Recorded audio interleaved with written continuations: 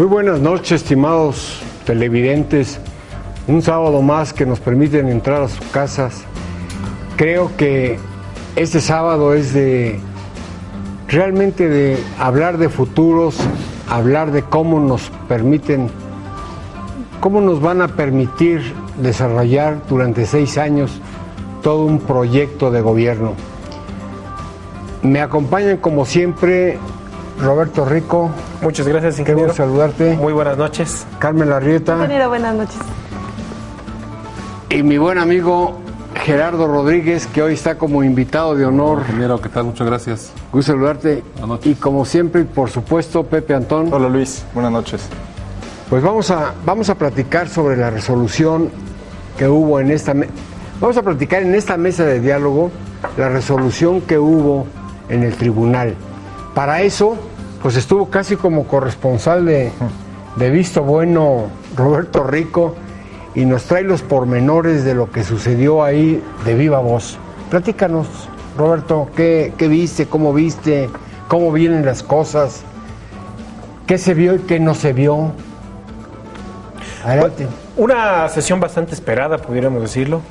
Pasaron poco más de casi 6 meses para poder, desde el momento en que fue el proceso electoral y se impugnó, a que llegara este momento en el que el Tribunal Electoral del Poder Judicial de la Federación resolviera un juicio de revisión constitucional sobre la procedencia de la entrega de la constancia y la validez de la elección.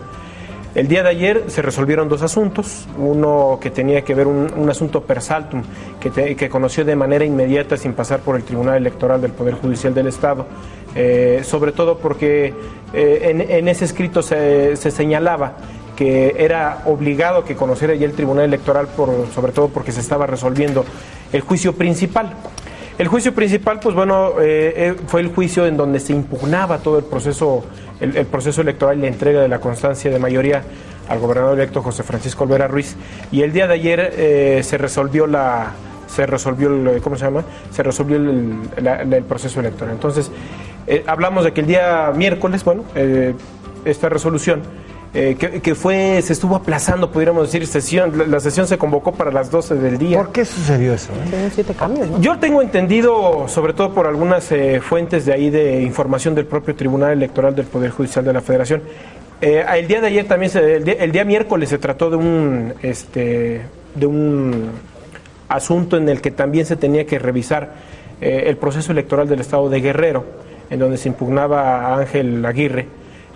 Y que esto creo que causó un poco de debate, pero ya no, realmente ya el asunto del Estado de Hidalgo estaba tomada la decisión. Digo, ayer lo podemos ver con la etapa de argumentación que ofrecieron los 7 magistrados del Tribunal Electoral del Poder Judicial de la Federación, y bueno, pudimos checar que hoy la etapa de argumentación de los 17 asuntos que estaban agendados en la orden del día, pues también 17 asuntos eran los que también tenía el juicio de revisión constitucional, y se pudo revisar que argumentativamente uno a uno de los propios elementos que aportó la coalición Hidalgo Nos Une, y sobre todo su candidata Xóchitl Gálvez Ruiz, pues quedaron al final de cuentas sin fundamento y sin sustento. ¿Estaban acalambrados los priistas? No, para nada. Yo creo que aquí la situación fue evidentemente esperar una resolución justa, imparcial, apegada a derecho por parte del Tribunal Electoral del Poder Judicial de la Federación. El miércoles lo pudimos ver. Creo que hoy el resultado es no simplemente, ni gana el PRI ni pierde nadie, simplemente creo que gana al final de cuentas un proceso electoral que se llevó a cabo apegado a los principios de la legalidad y del derecho, como lo argumentaron los propios magistrados del Tribunal Electoral del Poder Judicial de la Federación. Y me queda claro que hoy existe la legitimidad para que el gobernador, el licenciado José Francisco Olvera Ruiz, asuma la gobernatura del Estado el próximo 1 de abril. Y reconoció Pepe, Paco Olvera, hoy gobernador electo ya sin ningún problema, reconoció que lo que había ganado era la legalidad. ¿Cómo sentiste tú eso? Pues yo resumiría lo que resolvió el Tribunal Federal Electoral como una definición en cuanto a que los argumentos que se vertieron en los medios de comunicación no fueron válidos para la autoridad que tiene la responsabilidad de velar por la validez de las elecciones. En otras palabras, en el Tribunal de los Medios se aceptaron argumentos que el Tribunal Federal Electoral desestimó. Yo recordaría también el caso de Sonora. Vale la pena, porque me parece que parte de la estrategia mediática fue afirmar que como la autoridad no resolvía, entonces venía en contra y venía negativamente para Hidalgo. El caso de Sonora, hablamos de una inequidad crasa en los medios de comunicación generada por la propia autoridad electoral y que los jueces determinaron que a pesar de que había existido, no era lo suficientemente grave como para invalidar, anular la elección. Una elección con mucho menor diferencia de votos de la que había en Hidalgo. Entonces, me parece que, insisto, los argumentos que sobre los medios se quisieron interponer como un juicio no fueron tomados en cuenta al final del día por el Tribunal Federal Electoral. Pero además, Gerardo, algo absurdo fue haber hecho una copia vil de un documento que había sucedido en Sonora y nada más lo estamparon, ¿eh? O sea, ¿te acuerdas, Sí, Pepe, claro. que en aquella época lo habíamos discutido Claro. y veíamos que era exactamente igual? Porque a nosotros nos tocó el asunto de Sonora, Copy-paste. muy puntual, porque traíamos ahí nosotros algunos intereses. Yo mi pregunta, y que es lo que me gustaría que nos ayudaras, es ¿qué le pasó a los abogados de la alianza esta que tenían, que metieron las cosas tan mal? ¿Originalmente pensaron únicamente en lo mediático o realmente creían que estaban haciendo las cosas bien? ¿Fue más asesorado a Xóchitl y su gente? ¿Qué pasó? Yo creo que fundamentalmente no pensaban, primero no pensaban perder con el porcentaje de votos que perdieron. Eso los motivó a interponer algunos recursos legales, pero en la premura del tiempo lo que quisieron hacer era presentar al tribunal la impugnación y fortalecerla con la presión mediática y con alguna ayudadita externa que tuvieran por ahí, ¿no?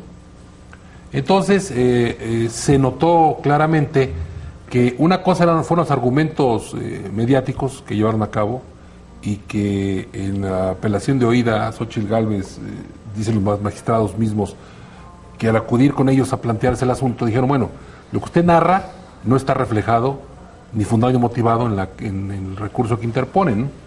Entonces, bueno, aquí hay varias cosas que generan un resultado positivo. Lo primero de este asunto es que las instituciones hidalguenses quedaron a salvo, resguardadas, y quedó demostrado que actuaron con total legalidad e imparcialidad. Eso es muy importante, que el auditorio sepa que Hidalgo en cuestión de legalidad quedó muy bien. Fue imparcial. Tanto el Instituto Electoral como el Tribunal Estatal Electoral hicieron su trabajo bien. La magistrada Martínez Guarneros, que fue la magistrada ponente, hizo un trabajo escrupuloso de los aspectos de la impugnación que dejaron, que les permitió al Tribunal Federal resolver por unanimidad el expediente. Hay que destacarlo porque esto deja a salvo a las instituciones hidalguenses y la verdad es que el tribunal, tanto el instituto como el tribunal, actuaron conforme a la ley. Y también queda claro que los procedimientos electorales hoy en día pues tienen que ver en un porcentaje importante con los aspectos jurídicos del propio proceso electoral. Cada día es más porcentaje de cuidado lo jurídico como lo electoral y lo estrictamente electoral.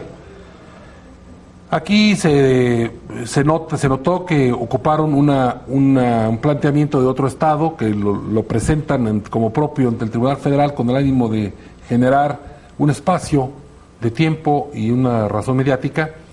Y bueno, pues la consecuencia fue la unanimidad que se dio en el tribunal.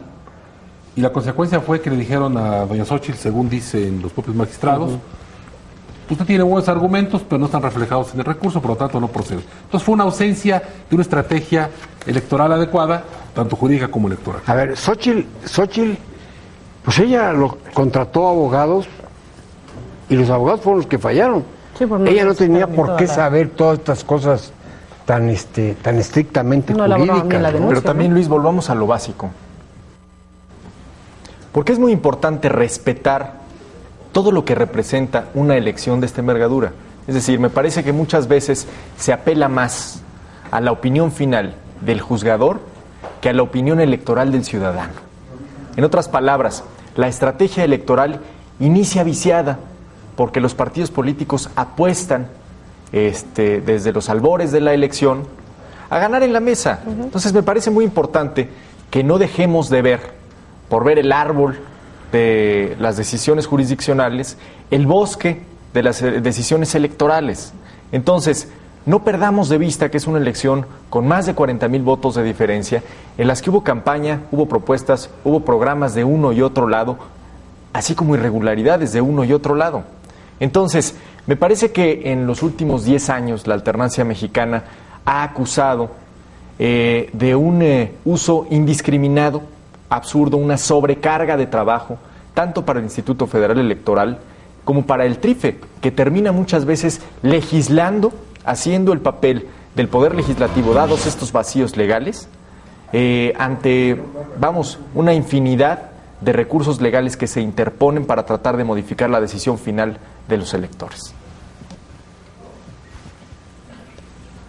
Vamos a hacer una pausa. Seguimos con el tema de todo este proceso que se llevó en el TRIFE. Recuerden nuestro correo electrónico vistobuenotv@gmail.com.